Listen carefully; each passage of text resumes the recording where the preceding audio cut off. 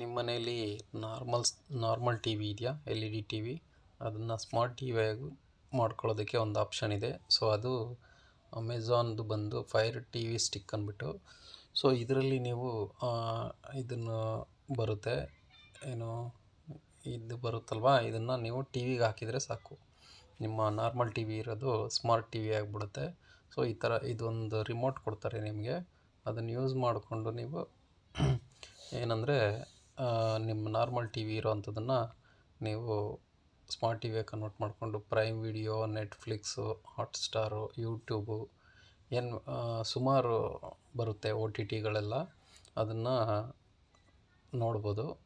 So ಅದೊಂದು option ಇದೆ. ಆದರೆ ಇದರಲ್ಲಿ ಏನಂದರೆ ಈ ಫೈರ್ ಟಿ ವಿ ಸ್ಟಿಕ್ ಇದೆಯಲ್ಲ, ಇದಕ್ಕೆ actually 300 rupees per month charge ಮಾಡ್ತಾರೆ ಅವರು. ಇದಕ್ಕೆ ಮಾತ್ರ, ಇದು ಸ್ಟಿಕ್ಕಿಗೆ ಮಾತ್ರ 300 ರುಪೀಸ್ ಪರ್ ಮಂತ್ ಅಂದ್ಬಿಟ್ಟು.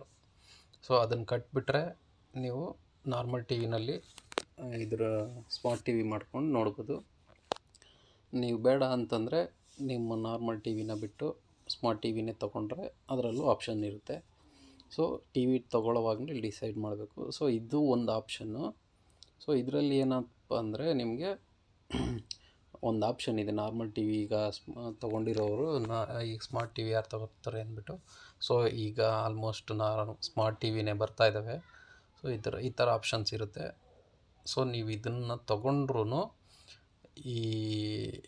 ಇವಿದಾವಲ್ವ ಈ ಒ ಟಿ ಟಿಗಳೆಲ್ಲ, ನೀವು ಸಪ್ರೇಟಾಗಿ ಸಬ್ಸ್ಕ್ರಿಪ್ಷನ್ ತೊಗೋಬೇಕು, ಇಲ್ಲಾಂದರೆ ಆಗೋಲ್ಲ. ಬರೀ ಇದಕ್ಕೆ ರೀಚಾರ್ಜ್ ಮಾಡಿಸ್ಬಿಟ್ಟು ನೀವು ನೋಡೋಕ್ಕಾಗಲ್ಲ. ಇದೆಲ್ಲದಕ್ಕೂ ಸಪ್ರೇಟ್ ಸಬ್ಸ್ಕ್ರಿಪ್ಷನ್ ತೊಗೊಂಡಿದ್ರೆ ಮಾತ್ರ ನಿಮಗೆ ನೋಡೋದಕ್ಕೆ ಸಾಧ್ಯ.